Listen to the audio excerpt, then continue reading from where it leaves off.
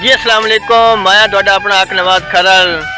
तो जनाब जिस तरह तुसीं वेंदे पे हो कि मेरे नाल मेरा छोटा भाई राया अहमद अली खरल मौजूद है कि साडी आज दिल बनी है कि दोस्तां दी नज़र चांद पंजाबी दौड़े हो जावें, क्योंकि काफ़ी दिन हो गए जनाब हाज़री नहीं हुई।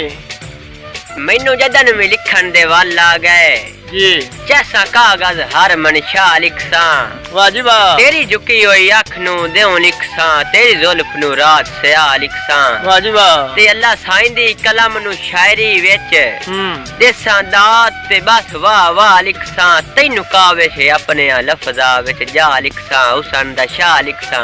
भाईजान के उत्तू शक्ल शबाब दे साबित हन, विचू खोलक खलूस दे अदन, पर बदुआ नहीं देवणी सज्जन जो होए कौड़ी वाल दे वांग पे वदन।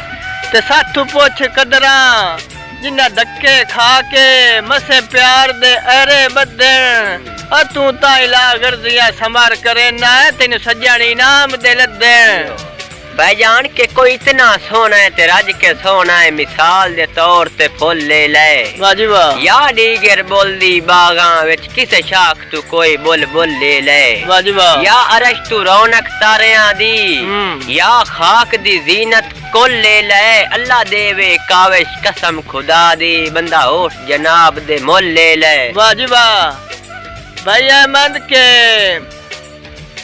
असी ओ बंदे नहीं जेड़े सज्जन बना के मुड़ मुकर जबान तो वंजिए, सानू गुट्टी है जदन लुटी वन दी, डर क्यों नुकसान तो वंजिए। ते भाई वाल दे वेख के मैले कपड़े ना बोल पहचान तू वंजिए, होवे लगदे वास्ते नियत में लुटे लगे दर्द जहान तो वंजिए। भाईजान के तेरी वेख के असदी सूरत नु वंदे कोल कायनात नु भोला। वाह जी वाह, इससे कान ते तेरियां रावां ते गए वांग शदाइयां रोला, जियो ते ले जिंद नजराना तलियां ते खले हाजिर साईं बिल्कुला। कंडे काविश दुनिया कान ओसा, तेरे पैरा कान ता खोला। राय साहब के आज कोई कहीं ते की इतबार करे, अजकल इतबार मरा देंदे। वाह बंदे रैयत दे आके लालच विच मुनसिफ सरदार मरा देंदे। ते इस दौरे च आके सांगिया दे बेकार खुमार मरा देंदे। ओ जेड़ा गैर दे वार तू बच जावे ओनू अपने यार मरा देंदे। मेहरबानी।